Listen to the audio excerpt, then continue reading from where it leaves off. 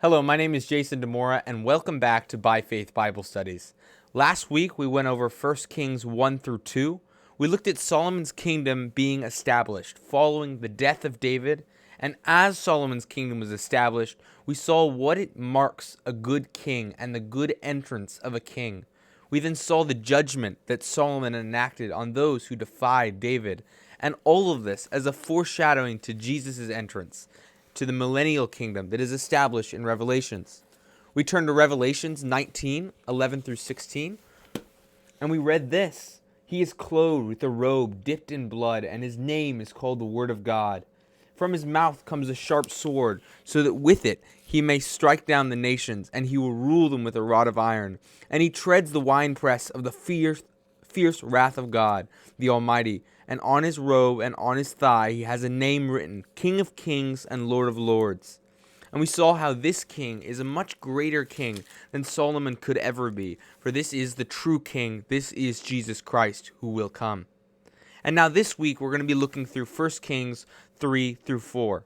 And honestly, a lot of really good things go down. There's no killings of people who were going against the kingdom. There's no political uprisings. There's really not a lot of bad things that happen, and there's a lot of good that goes on. Solomon does a lot of good things, and he's blessed for a lot of the things he does. And so it really has this really good tone to it. And of course, we are going to look at the blessings of the Lord. But it's also very important that as we get into this, we remember 1 Kings 11, which is the fall of Solomon, where he commits iniquity, defies God, and leads to the splitting of the kingdom. And then we must remember 2 Kings 25, which is the fall of Judah to Babylon, when Babylon comes in and burns down the house of the Lord to the ground, and Nebuchadnezzar destroys the temple. We have to remember these things, that there is judgment to come, meaning there is wickedness on the part of man to come. So as we read 1 Kings 3 through 4, keep these things in the back of your mind. Also remember that because of those failings, we see that Solomon is a foreshadowing of a king who will not fail in these ways, Jesus, the eternal king. And I also want you, as we read this, to have this question in the back of your mind. Does Solomon fulfill the Abrahamic covenant? Now, if we remember, the Abrahamic covenant is briefly mentioned in the Davidic covenant. And we know, as we've talked about before, that Solomon does not fulfill the Davidic covenant. However, there are arguments that Solomon does fulfill at least parts of the Abrahamic covenant. So that's going to be one of our main questions for today, is does Solomon fulfill the Abrahamic covenant? Understanding the Abrahamic covenant is this covenant that was given by God to Abraham, saying that Abraham would have a great name, a great land, a massive amount of people who would be in this land, and a blessing from the Lord to these people and to the surrounding nations. Keep this in mind as we read 1 Kings 3 through 4. Also, side note, in chapter 4, there's a lot of names that are really hard to say, so we'll see how I do. I probably don't pronounce them very well, but I'll give it my best. Then Solomon formed a marriage alliance with Pharaoh, king of Egypt, and took Pharaoh's daughter and brought her to the city of David until he had finished building his own house, and the house of Yahweh, and the wall around Jerusalem. The people were still sacrificing on the high places, because there was no house built for the name of Yahweh until those days. Now Solomon loved Yahweh, walking in the statutes of his father David, except he sacrificed and burnt incense on the high places. The king went to Gibeon to sacrifice there, for that was the great high place. Solomon offered 1,000 burnt offerings on that altar. In Gibeon, Yahweh appeared to Solomon in a dream at night, and God said, "Ask what you wish me to give to you." And Solomon said, "You have shown great loving kindness to your servant David my father, according as he walked before you in truth and righteousness and uprightness of heart towards you. And you have reserved for him this great loving kindness, that you have given him a son to sit on his throne, as it is this day.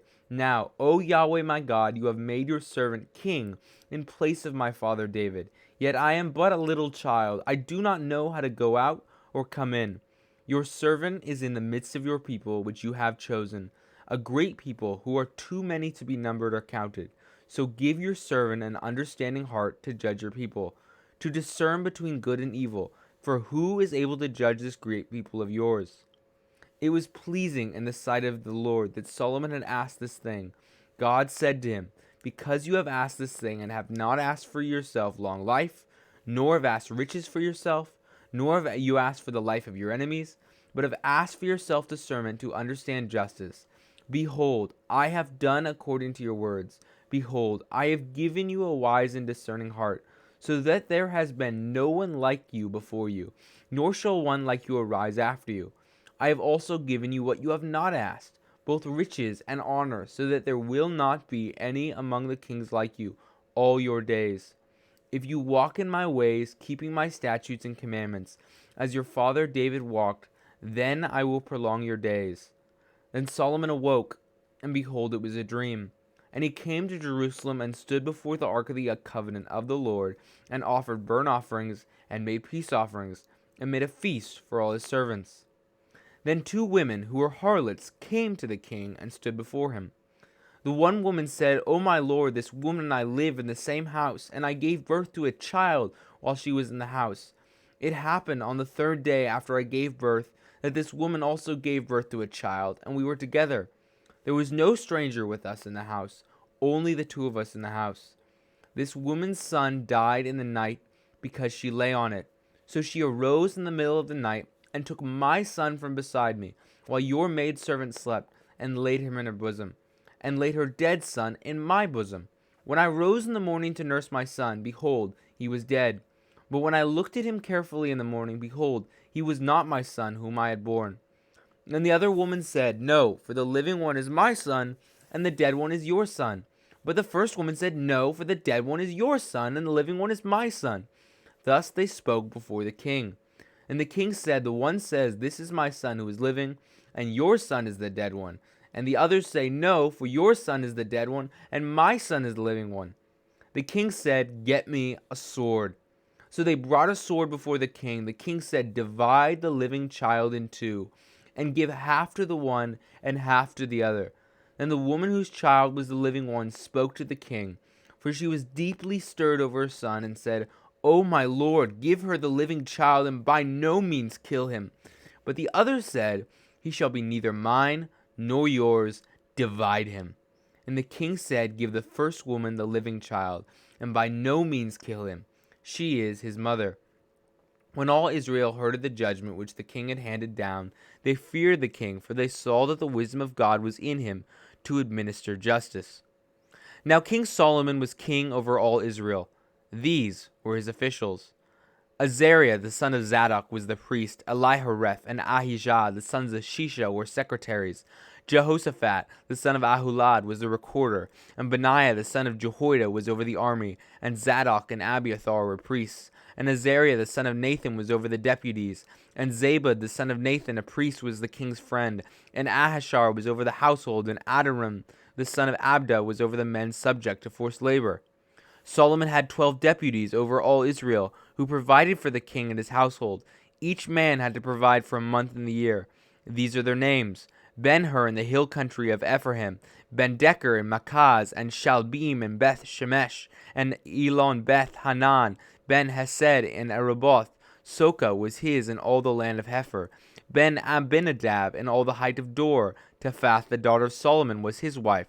Bana the son of Ahulad in Tanach and Megiddo, and all Beth Shean, which is beside Zareth and below Jezreel. From Beth Shean to Abel Meholah, as far as the other side of Jokmeam. Ben-Geber and Ramoth Gilead, the towns of Jair, the son of Manesh, which are in Gilead, were his. The regions of Argob, which is in Bashan, 60 great cities, with walls and bronze bars, were his. Ahinadab, the son of Iddo, and Mahanaim, Ahaim in Ahamaz in Naphtali. He also married Basemath, the daughter of Solomon. Bana, the son of Hushai, in Asher and Bealoth. Jehoshaphat, the son of Peruah, in Issachar. Shimei, the son of Elah, in Benjamin. Geber, the son of Uri, in the land of Gilead, the country of Sihon, king of the Amorites, and of Og, king of Bashan. And he was the only deputy who was in the land. Judah and Israel were as numerous as the sand that is on the seashore, in abundance. They were eating and drinking and rejoicing. Now Solomon ruled over all the kingdoms from the river to the land of the Philistines, and to the border of Egypt. They brought tribute and served Solomon all the days of his life. Solomon's provisions for one day was 30 cores of fine flour and 60 cores of meal, 10 fat oxen, 20 pasteurized oxen, 100 sheep besides deer, gazelles, roebucks, and fattened fowl. For he had dominion over everything west of the river, from Tipshah even to Gaza, over all the kings west of the river, and he had peace on all sides around about him. So Judah and Israel lived in safety, every man under his vine and his fig tree, from Dan even to Beersheba, all the days of Solomon. Solomon had 40,000 stalls of horses for his chariots, and 12,000 horsemen. Those deputies provided for King Solomon and all who came to King Solomon's table, each in his month. They left nothing lacking. They also brought barley and straw for the horses, and swift steeds to the place where it should be, each according to his charge. Now God gave Solomon wisdom and very great discernment and breadth of mind, like the sand that is on the seashore. Solomon's wisdom surpassed the wisdom of all the sons of the east and all the wisdom of Egypt, for he was wiser than all men, than Ethan and Ezrahite, Heman, Calcol, and Darda, the sons of Mahol, and his fame was known in all the surrounding nations. He also spoke 3,000 proverbs, and his songs were 1,005. He spoke of trees from the cedar that is in Lebanon, even to the hyssop that grows on the wall. He spoke also of animals and birds and creeping things and fish. Men came from all people to hear the wisdom of Solomon, from all the kings of the earth who had heard of his wisdom. That is 1 Kings 3-4. Let's pray. Dear Lord, I pray that as we study these verses, Lord, we would focus on the glory of Solomon, Lord, and see the blessings that you have given him, Lord. But more importantly, to see and remember and foreshadow the king to come, Jesus Christ, who will be a much greater king with a greater palace, Lord. And that as we study these verses, we may be able to see the intricacies and see how impactful the Bible is and how important every single piece of it is, Lord. Thank you for giving me this opportunity, and I pray that you would give me the Holy Spirit to say the things that you wish me to say. Amen. That may have sounded like a lot, but it was about 50 verses less than we looked at last time. We looked at around 99 verses last time, and we're at around 50 this time. So I think we can do this, guys. So I'm just going to start from chapter 3, going through and really explain what's going on, what's the point in all of these things. And we will get to that question of, does Solomon fulfill the Abrahamic covenant, near the end? But keep that in mind. So the first thing we see in verses 1-4, real quick, is the beginnings of a kingdom. And this section always stood out to me because right after where we usually start studying is verse 6. Solomon's prayer, God asks Solomon, what would you like? Solomon prays to God and says, this is what I'd like, and then God gives it. And then we look at the story of where the baby gets cut in half, or almost gets cut in half. But often we don't look at verses 1-4. And I think verses 1-4 are important, because if we really analyze them, we'll see how they set the grounds for what's to come. So the first thing we see here is then Solomon forms this marriage alliance with Pharaoh's king of Egypt by taking Pharaoh's daughter and marrying her. Now it's important to understand that Pharaoh's daughters were not like the Canaanites. Solomon was not starting his trend that would lead to his evil sins in 1 Kings 11. This was something he could do. And I do believe that Pharaoh's daughter was brought into the kingdom and, in a sense, forgot the gods of her land, Egypt, and followed after the God of Israel, Yahweh.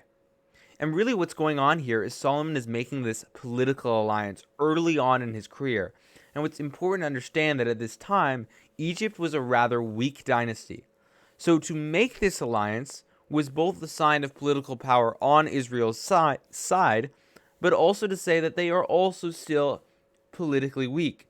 And so my point from this is that at this time, before the prayer, before he's given wisdom, he is politically weak, Israel is, but they are growing in power. They are growing in power, and that's seen by one of these first alliances that is made. The second thing we see is this sacrificing that Solomon does. Now notice he sacrifices on the high places. Now the high places used to be Canaanite places of sacrifice, which absolutely you do not sacrifice there. However, these pagan altars were taken down and the places were rededicated to the Lord. So in a sense, what Solomon is doing here is absolutely okay. But in another sense, this is not the temple. So it's not wrong, but it's also not great.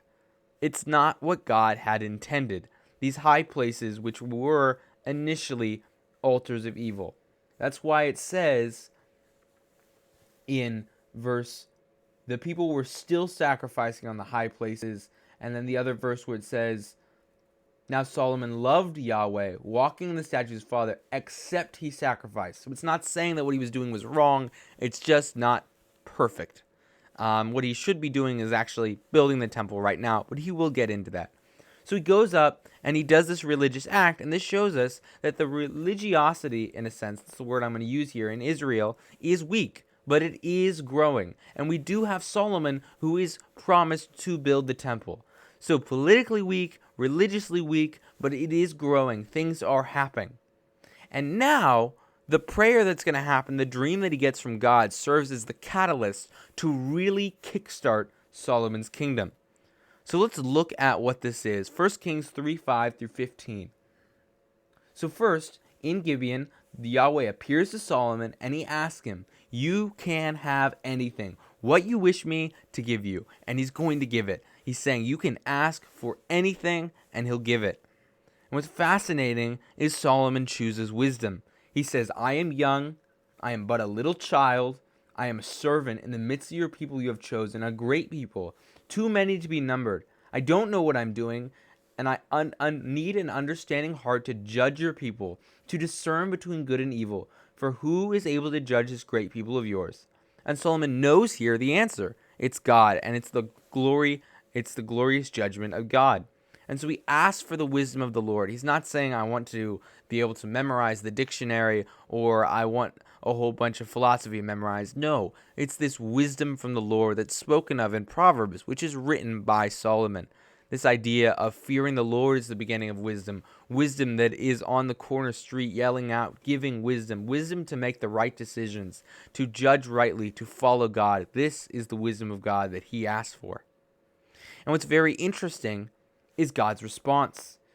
God first says, I will give you wisdom. But actually, I'd say he doesn't say that. He says something even better. Verse 12 reads, behold, I have done according to your words. Behold, I have given you a wise and discerning heart. I'm going to take this off. Give me a half second. He says, I have a wise and discerning heart. Basically, God has already done this. The minute Solomon asks it, it's done. This is how fast God acts. If there was wishes given to him, they were immediately acted upon, if it is in his will to do such. God is a God of action at times when he finds it appropriate. Then God says, I will also give you riches and honor. You have not asked for them, but as a blessing from the Lord I will give you these things. And we must remember as we look further that these things are considered as a blessing from the Lord. The things that are given to Solomon, the great kingdom that he has, the people that are as numerous as the sand, the large kingdom, the political power, it's all from the Lord. It is a blessing. And they are given by God. But what's really interesting is verse 14. I feel verse 14 stands out. If you walk in my ways, keeping my statutes and commandments as your father David walked, then I will prolong your days. Instead of guaranteeing Solomon's long life, he says, no, I'm not going to guarantee you long life. I'm going to give you this sort of covenant. And actually, he's not really making a covenant, for he's actually repeating what David told him. For David told him a very similar thing. If we turn back to 1 Kings 2, it says, keep the charge of Yahweh your God to walk in his ways, keep his statutes, his commandments, his ordinances, and his testimonies, according to what is written in the law of Moses, that you may succeed in all that you do and wherever you turn, so that Yahweh may carry out his promise, which he spoke concerning me, saying, if your sons are careful of their way, to walk before me in truth with all their heart and with all their soul, you shall not lack a man on the throne of Israel. Basically saying, you will have long life, you will be in the throne for a long period of time. You will have that quote-unquote eternal kingdom if you keep the ways of the Lord. So instead of giving a new command, he's more repeating what David had told Solomon. And if we note the end of Solomon's life, he does not live a long life. He dies around 70, which was a normal age for that time. He doesn't live a long life because he does commit iniquity. And this connects back to this idea that Jesus is the one who is the eternal king because he has defeated death. Instead of that, all of the kings in Kings die. Every single one of them. None of them have a necessarily long eternal life because death is always on the doorstep. Death is always there to come and take their life away when God deems it right. And that is such a present reality, something so important to understand because it foreshadows Jesus to come, the eternal King who in his death and resurrection defeats death. Death is the present evil that cannot be defeated, no matter how hard Solomon tries. However, Jesus is able to defeat death. So keep that in mind in God's answer. Riches and honor are given, long life is not. And it is because of Solomon's iniquity in 1 Kings 11. So here we have the wish that is granted to Solomon, and Solomon is given this wisdom. And it says here that Solomon would have a wisdom greater than anyone before him and greater than anyone after him. Solomon did have incredible wisdom. But how do we know that? How do we know that? And that is the reason for verses 16 through 28, is to give biblical, historical proof that he did have this wisdom. We often think of Solomon as having this wisdom, but how do we have proof of it? Throwing Proverbs and Song of Solomon and Ecclesiastes aside, how do we know? How do we have historical facts? And that's really why this story is here, to give a historical fact, reason, that proof that Solomon has wisdom.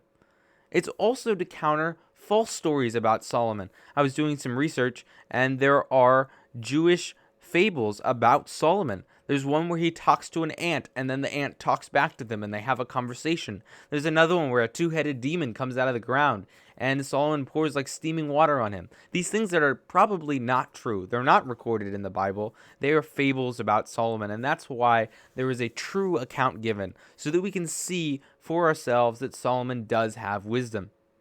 The other reason, and the other inquiry that I had here, is why this story, and I think the reason for that is the characters in this story. Then two women who were harlots came to the king and stood before him. And then it goes on to say, when I arose in the morning to nurse my son. These were sinful people. Harlots, prostitution was evil even in this time. This was not good. And then it also shows that they're poor, for they have to nurse their own children. They have to sleep with their own children. They don't have someone to care for the children, as it would be customary, which shows that these are sinful, evil people, and they're also poor. They are in a totally different class than Solomon is. However, Solomon appeals to them. And it shows that the wisdom of God given to him acts in such a way that he cares for the lowliest of people. And this is what shows the Jesus to come, the King to come. I mean, if we look into the Gospels, we see Jesus does exactly this. He sits with the tax collectors. He saves the sinners. He gives wisdom to those who are asking for wisdom.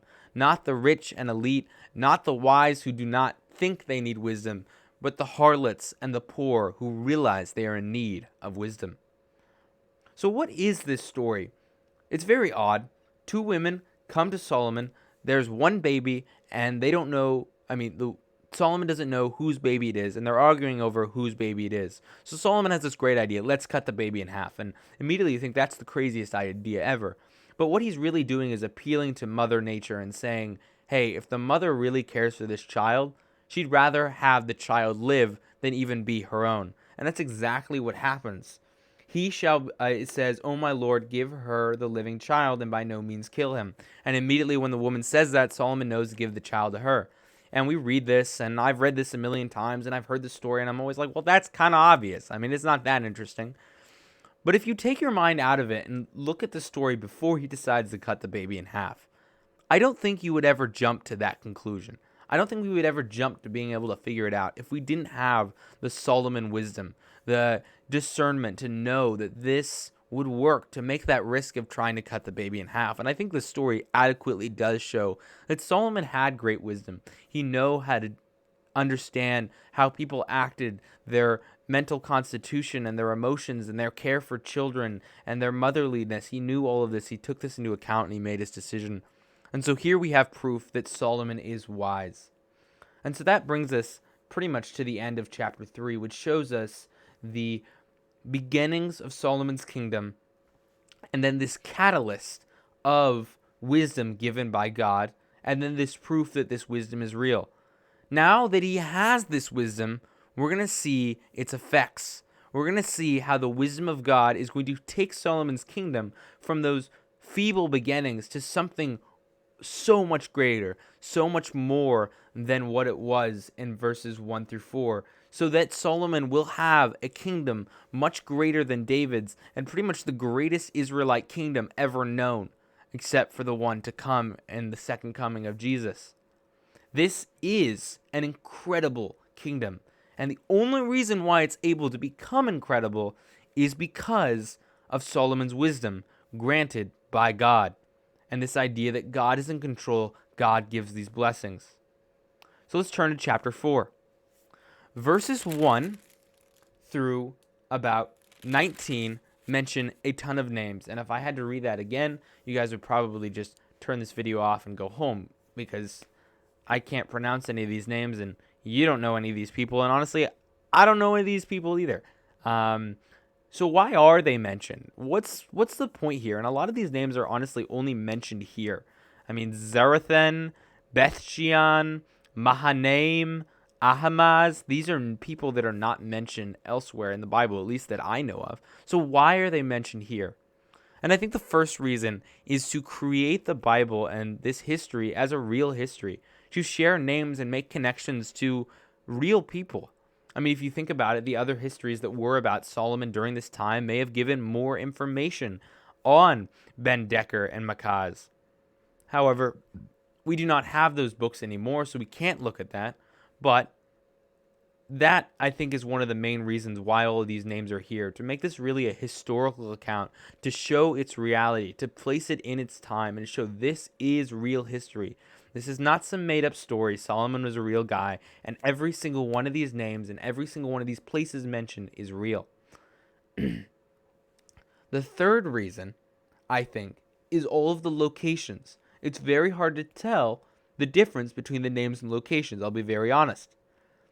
Heifer, Soko, talking about that. Soko was his and all the land of Heifer. In all the height of Dor. Besides Jerethan, below Jezreel, from Bethshean to Abel Maholah, as far as the other side of Jogmeam. All of these locations will show the area that these different characters were in charge of. And what this is doing is setting up the dimensions of Solomon's kingdom. Now remember the Abrahamic covenant? Land was one of those promises. So if we connected all these dots and we made a map, we'd be able to see if the Abrahamic covenant was fulfilled or not with the land object. So keep that in mind. We'll get into that in a little bit later. And then the third reason, and I think the greatest reason, is to show the first attribute of Solomon's power, the first attribute of Solomon's glorious kingdom, and that is his government. Verses 1 through 19 show that he has a strong government. First, he talks in verse 1 through 6, his chief people. We have Zadok, we have Benaiah, we have Nathan, these characters who are Solomon's top dogs. Then, from 7 to 19, we have these deputies that are in charge of the 12 different districts of Israel and Judah. And these are going to collect tribute from these people once 1 month out of the year and bring it to Solomon as a sort of tax. So what shows here is that Solomon has a very strong, organized, well thought out government that cares for his people, that provides for his kingship, and that does all of this well. Solomon's glorious kingdom has a very good government. The government of this kingdom, I mean, the explanations here and the detail and the areas and the names, there is order to this government. The next one we have after that, verses 1 through 19, show us the great government of Solomon's kingdom. The next we have is the country, and as we mentioned already, there are dimensions given, but now even more dimensions are given. Verses 20 through 21 read thus: Judah and Israel were as numerous as the sand that is on the seashore in abundance. They were eating and drinking and rejoicing. Notice that, numerous as the sand. That alludes to the Abrahamic covenant's people requirement. This idea that there'd be a lot of people. That's actually a direct relation to the Abrahamic covenant. It's phrasing. Now Solomon ruled over all the kingdoms from the river to the land of the Philistines and to the border of Egypt. They brought tribute and served Solomon all the days of his life. So here even more detail is given about the exact dimensions of the land that Solomon is in charge of. This is a massive stretch of area. I don't have any maps for you, and I actually didn't do that much geography. I looked at some maps, but it's just too hard to know exactly the dimensions because this is such a long time ago that archaeology and historical we can't perfectly know the exact dimensions. So I didn't want to show a map. But it is important to understand that this is the largest that the Israelite kingdom has ever been and will ever be. This is such a massive country that Israel has ever had, greater than it has ever been before and ever will be, at least until the second coming. And so the question is it great enough to fulfill the Abrahamic covenant of land? And we'll get to that. The next one we have here is massive wealth. 22 through 23 talk about the provisions that go to Solomon every single day. 30 cores of fine flour, 60 cores of meal, 10 fat oxen, 20 pasteurized oxen, 100 sheep besides deer, gazelles, roebucks, and fattened fowl. Now, it's important to understand that livestock and food, basically the two things you need to survive, are a massive sign of wealth. And to think that all of this was for one day is crazy. Every single day, these things were going into Solomon's palace, taking care of him and his people. Solomon was a very, very wealthy king. The blessing that God gave him in chapter 3 of riches is coming true here.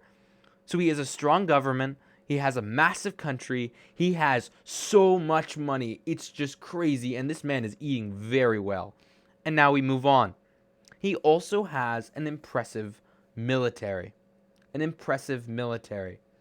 For he had dominion over everything west of the river, from Tipshah even to Gaza, over all the kings west of the river. And he had peace on all sides around about him. So Judah and Israel lived in safety, every man under his vine and his fig tree, from Dan even to Beersheba, all the days of Solomon. Solomon had 40,000 stalls of horses for his chariots and 12,000 horsemen. Side note, this verse actually stood out to me and has bothered me, is 26. Solomon had 40,000 stalls. Now, if you compare this to 2 Chronicles 9:25 and some other texts talking about Solomon, and understand that 40,000 stalls doesn't really fit with 12,000 horsemen, it's actually 4,000 stalls. There is what's called a scribal error here.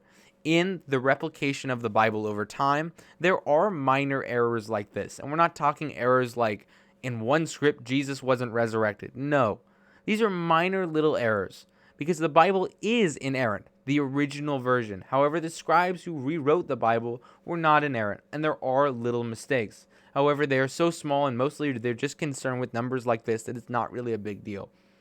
In fact, some translations, like the New Living Translation, just changed it to 4,000 stalls to reflect the information, which I completely understand and I'm all for.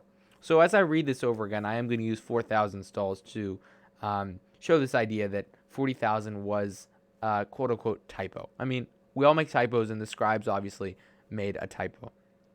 Now, it is important to say that we absolutely cannot say, oh, well, if it's 4,000, not 40,000, then we can't believe the rest of the Bible. That's silly, because it's a little number. It's very insignificant. Just wanted to go on that side little rabbit trail if you're ever curious about things like that, because this bothered me for a little bit before I figured it out. So, going back to what I was talking about the military, if we look at all this, we see two things. We see the massive military, 4,000 stalls of horses, 12,000 horsemen, huge amount of military. We see how effective that military is, dominion over everything west of the river, from Tipshah even to Gaza, over all the kings west of the river.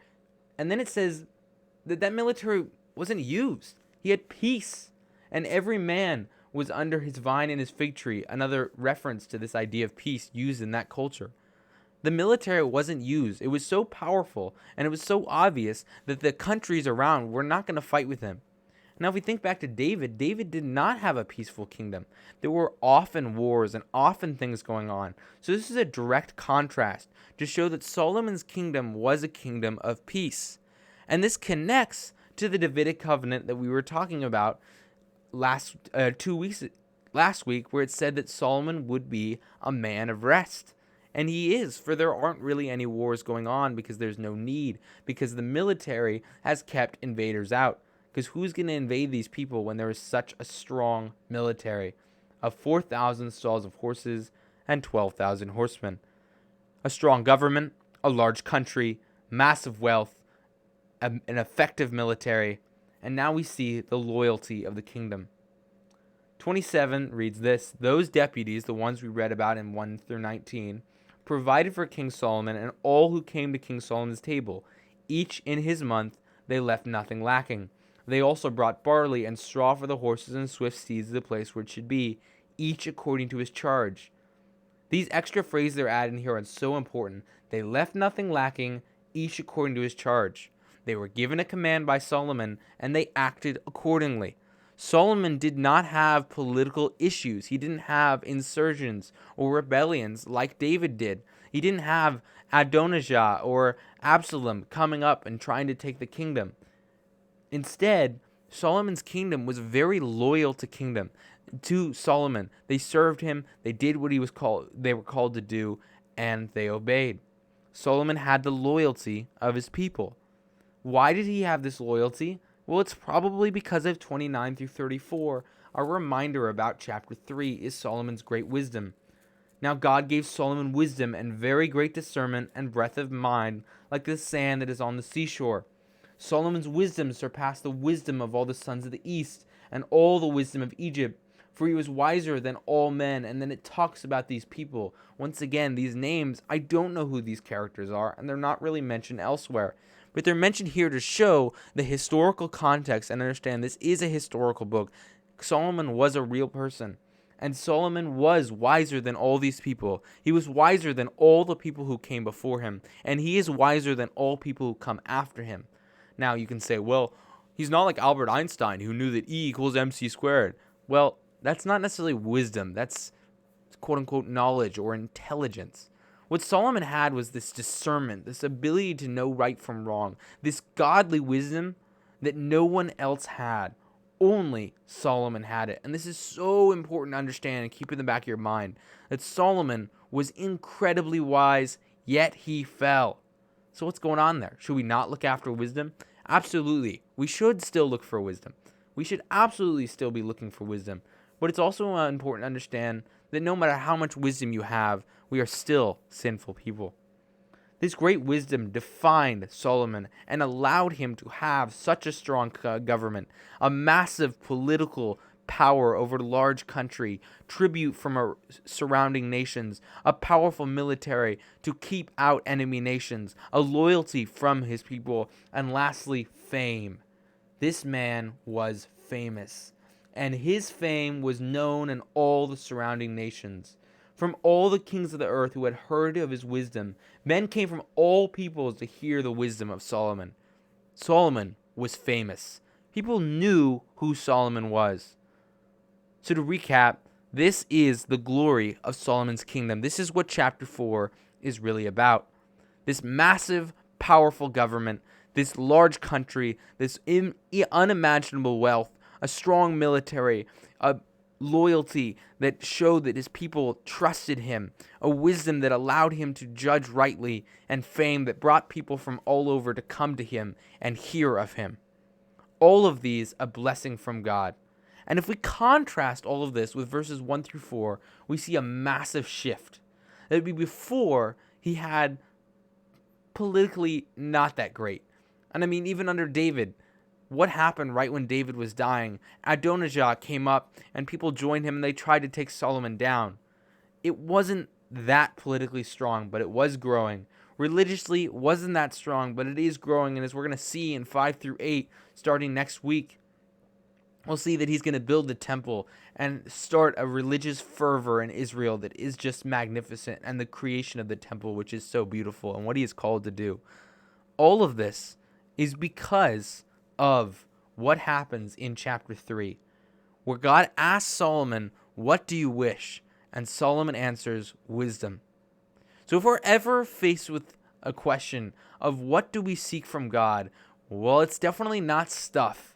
It's definitely not a nice car. It's definitely not the college you want to go to. It is wisdom. It is godly wisdom. There is nothing greater than godly wisdom. And by these things, God will bring blessings. I'm not saying this is why we should look for wisdom. Absolutely not. But it is an outflowing of wisdom. These things do come, and sometimes they are taken away, but still wisdom is what we should be looking for. Wisdom should be at the top of our minds.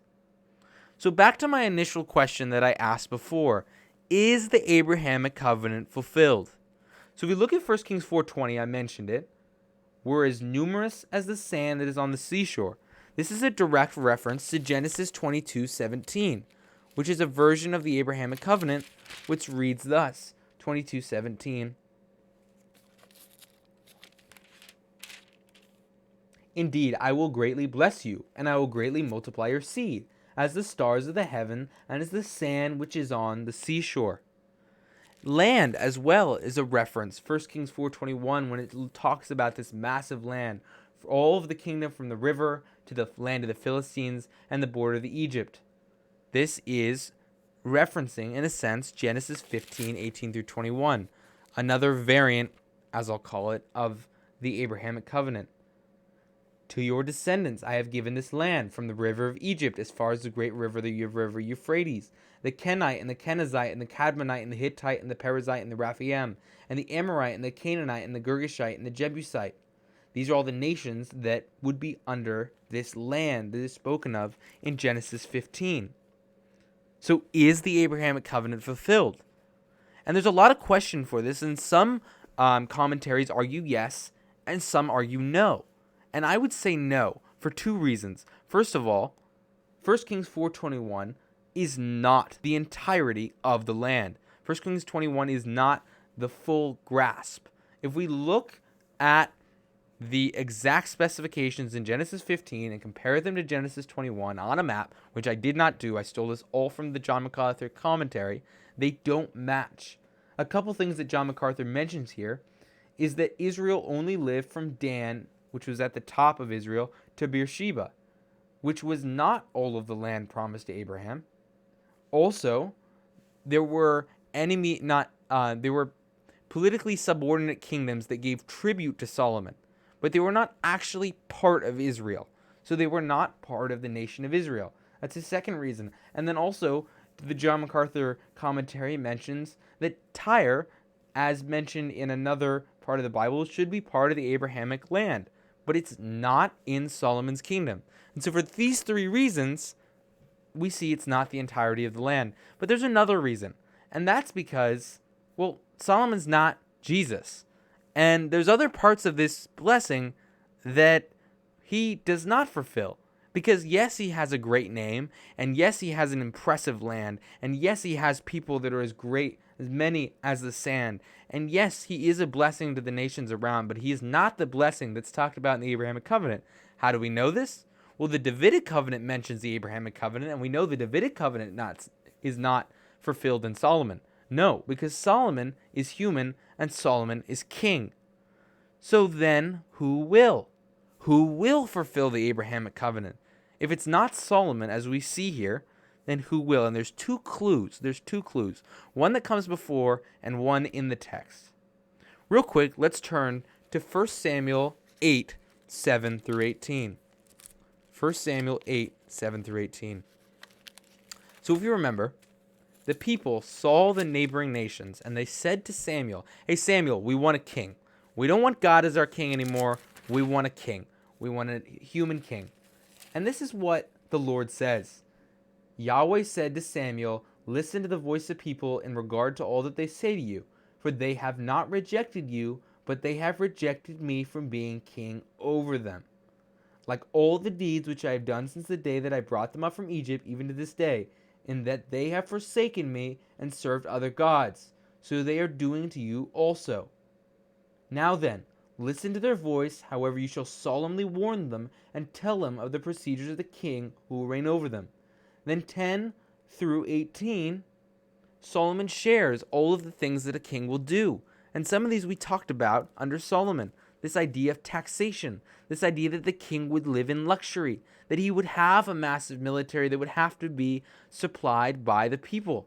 All of these things Solomon does. Now, I am in no way saying that the blessings that God gave to Solomon were bad. They weren't. They were blessings from God. But the whole idea of a human king is tainted. It is put in by God as an authority, but it's because people refuse to obey God, the real king. So that's our first clue, is that all the way back to 1 Samuel 8, we know kings are bad because they're not God. It doesn't matter who they are, how great they are, how wise they are, how great of a kingdom they are, how massive their government is, how great their military is, how loyal the people are. Something is just tainted by it because they've turned away from the Lord as they were called. He was the king. He is the king. And instead they went towards something else. And then we have another clue. So our first clue is that kings are bad and the people should be worshiping the Lord as king. And this is our second clue. 1 Kings 4:25 reads thus. So Judah and Israel lived in safety, every man under his vine and his fig tree. And as said earlier, this is a cultural reference to safety and peace. But it's also mentioned somewhere else, in Micah. So we're going to turn to Micah, and hopefully this will blow your mind. Micah, and I'm going to read Micah 4:1-4, and what we're looking for, the references in 4, but you just have to read the whole thing. And what this is talking about, this is Micah prophesying the coming millennial kingdom, the second coming of Jesus Christ to rule on earth. And what's important to know about Micah is that Micah is not written during the time period of Solomon. He's written after. But he is written before 2 Kings 25, the destruction of Judah by Babylon. So Micah is in a very actually similar time period. It's not some long off prophet. He's actually pretty much the same time period. So take that into consideration as you read this. And it will come about in the last days that the mountain of the house of Yahweh will be established as the mountains, as the chief of the mountains. It will be raised above the hills, and the people will stream to it. Many nations will come and say, "Come and let us go up to the mountain of Yahweh, and to the house of the God of Jacob. Then he may teach us about his ways, and we may walk in his paths. For from Zion will go forth the law, even the word of Yahweh from Jerusalem. And he will judge between many peoples, and render decisions for mighty distant nations. Then they will hammer their swords into plowshares, and their spears into pruning hooks. Nation will not lift up sword against nation, and never again will they train for war. Each of them will sit under his vine and under his fig tree, with no one to make them afraid, for the mouth of the Yahweh of hosts has spoken." Now, to me, this sounds a lot like Solomon's kingdom. We have this strong, powerful kingdom that is defined by peace, where the nations are not lifting up swords against each other, and we have the nations coming to Israel to hear the wisdom of the king. It sounds very similar. But let me read on. "Though all peoples walk, each in the name of his God, as for us, we will walk in the name of Yahweh our God forever and ever." I mean, they're about to build the temple. This sounds okay. "In that day, declares Yahweh, I will assemble the lame and gather the outcasts, even those whom I have afflicted. I will make the lame a remnant, and the outcasts a strong nation. And Yahweh will reign over them in Mount Zion." Not Solomon. "From now on and forever, as for you, tower of the flock, hill of the daughter of Zion, to you will come, even the former dominion will come, the kingdom of the daughter of Jerusalem." So why is it that the Yahweh will reign and it's not Solomon? Because this looks really, really good. This is what Solomon has. And this is why. Now, if you remember, Micah is written before the destruction of Babylon. The destruction of Israel by Babylon. Hear this. This is right after I'm reading literally the very next verse in Micah 4, talking about the destruction of Israel by Babylon. Now, why do you cry out loudly? Is there no king among you? Or has your counselor perished? That agony has gripped you like a woman in childbirth? Writhe and labor to give birth, daughter of Zion. Like a woman in childbirth, for now you will go out of the city, dwell in the field, and go to Babylon. This is why it's not Solomon. Because Solomon is not Yahweh. Solomon is not God. So he will fall. He will fall short. He will sin. And over time, king after king will fail and fail and fail again. And Babylon will come and enact godly judgment against Israel because of their sin. But it goes on. There you will be rescued. There Yahweh will redeem you from the hand of your enemies. And now many nations have been assembled against you who say, let her be polluted and let her eyes gloat over Zion. Now we're talking back to the millennial kingdom and Israel rising up to fight against its enemies. But they do not know the thoughts of Yahweh, and they do not understand his purpose. For he has gathered them like sheaves to the threshing floor.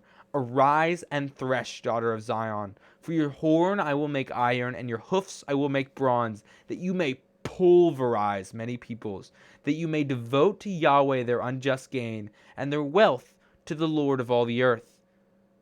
And here we have this beautiful story that shows us that it's absolutely not Solomon who fulfills the Abrahamic covenant. It is the one to come, Jesus Christ. Because Jesus Christ comes after the sins of the kings. He comes after Babylon coming in and destroying Israel.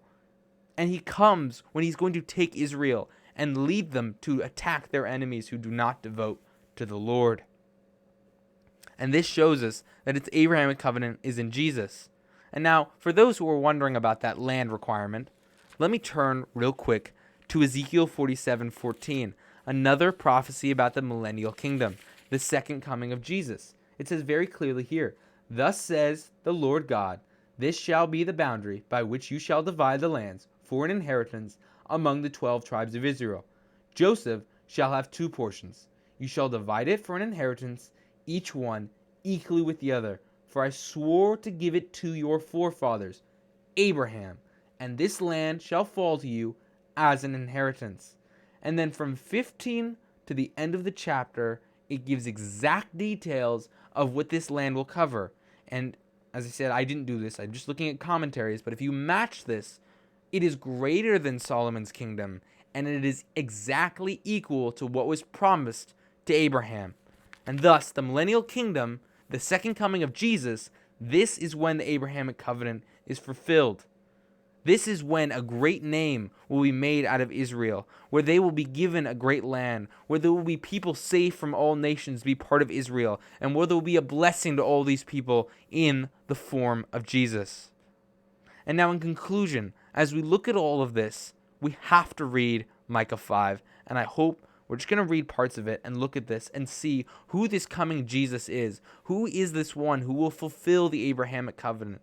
Who will come and have a greater kingdom than Solomon? And we will see why he is greater. Because yes, Solomon had a great kingdom, but there is one coming who will have much greater kingdom because he is a greater king. Now muster yourselves in troops, daughters of troops. They have laid siege against us with a rod. They will smite the judge of Israel on the cheek. Talking about the fall of the last king, Zedekiah, the last king of Israel, at the hands of Babylon. But as for you, Bethlehem, Ephrathah, too little to be among the clans of Judah, from you one will go forth for me to be ruler in Israel. His going forths are from long ago, from the days of eternity. This is prophecy of Jesus Christ being born in Bethlehem. But what's fascinating is that therefore he will give them up until the time, for that's the first coming.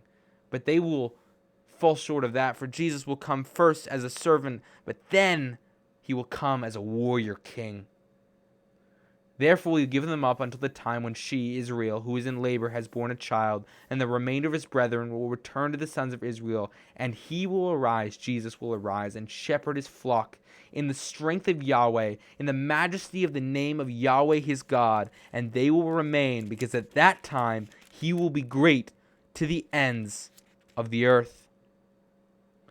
This one will be our peace. When the Assyrian invades our land, when any enemies invade us, when he tramples on our citadels, when they will rise against him, he, Jesus, will shepherd the land of Assyria with the sword. And he will deliver us from the Syrian when he attacks our land and when he tramples our territory. And then it talks about this blessing. And the remnant of Jacob will be among many people, like dew from Yahweh, like showers on vegetations which do not wait for man or delay for the sons of man. Basically, the people of Israel will be a blessing by Jesus, through Jesus, who is the great blessing. Talking really about the Abrahamic covenant here. But also, Jesus will be like a lion among the beasts of the forest, like a young lion among flocks of sheep, which if he passes through, tramples down and tears, and there is none to rescue. These are those who do not fall and obey God and obey Jesus, the righteous, holy King. Your hand will be lifted up against your adversaries, and all your enemies will cut off. And then here is where I hope we can connect fully Micah 4 through 5, with what we have read in 1 Kings. It will be in that day, declares Yahweh, that I will cut off your horses from among you and destroy your chariots. This is not talking about the enemies. This is talking about Israel. Now, if we remember, those 4,000 stalls and those 12,000 horsemen were needed to protect Israel because Israel needed protection. But in the age of Jesus, the true King, the holy King, who is not just Son of Man, but also Son of God, he requires the destruction of horses, the destruction of any distraction that there may be, any devotion to a king other than God. Because there's no need for horses or horsemen when Jesus is our King. In Deuteronomy 17:16, it actually says, you're not supposed to have cavalry. You're not supposed to have these. Now, obviously, they were a blessing to Solomon, but still tainted because you're not supposed to have these things. You're supposed to trust in God, and in this kingdom, there is a trust in God.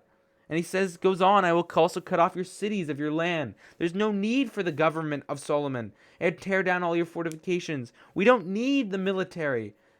And then it talks about all of the evil. And this is why Solomon is not the king. It's because he will commit evil and Israel will fall and be destroyed by Babylon. But when Jesus comes, he says, I will cut off sorceries from your hand, and you will have fortune tellers no more. I will cut off your carved images and your sacred pillars from among you, so that you will no longer bow down to the works of your hand. We will have no need for the wealth of Solomon because Jesus will be our wealth. I will destroy your cities. And then it says, to those who are not for Jesus, I will execute vengeance in anger and wrath on the nations which have not obeyed. To those who believe in Jesus, to those who see him as their Savior, what 1 Kings 3 through 4 shows us is a model of Solomon, who we are called to model and look for wisdom, to cry out for wisdom, to go to wisdom and fear the Lord, for that is the beginning of wisdom. And then from that we will be blessed. But also to understand that those blessings are a mere shadow of the blessings to come in Jesus Christ and him alone in eternity to come. In heaven for eternity we will have him. But to those who do not believe, it is quite the opposite. For the great government, the great country, the massive wealth, the strong military, the loyalty of his people, the massive wisdom and the fame, all of it is all Solomon would have gotten if he didn't believe in Jesus.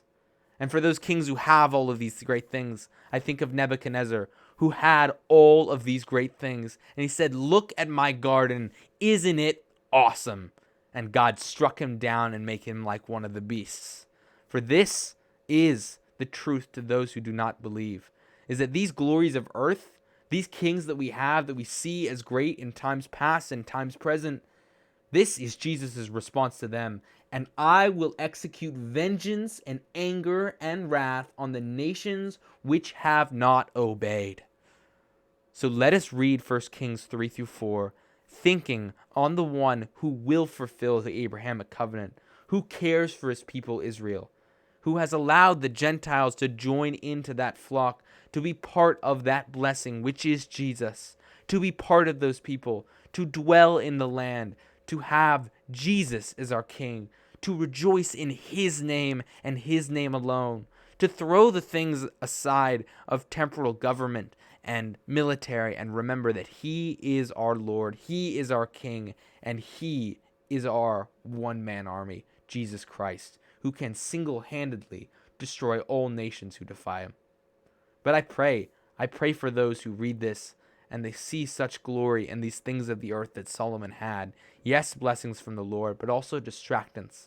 And if we focus too much on them, then Jesus will come and will destroy.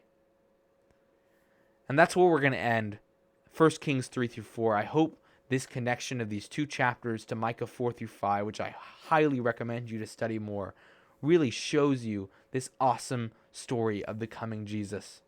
And also, I didn't mean to, but I mean, we had that Bethlehem prophecy, so it's a Christmas sermon as well. We'll end there. Thank you so much, and I'll see you next week.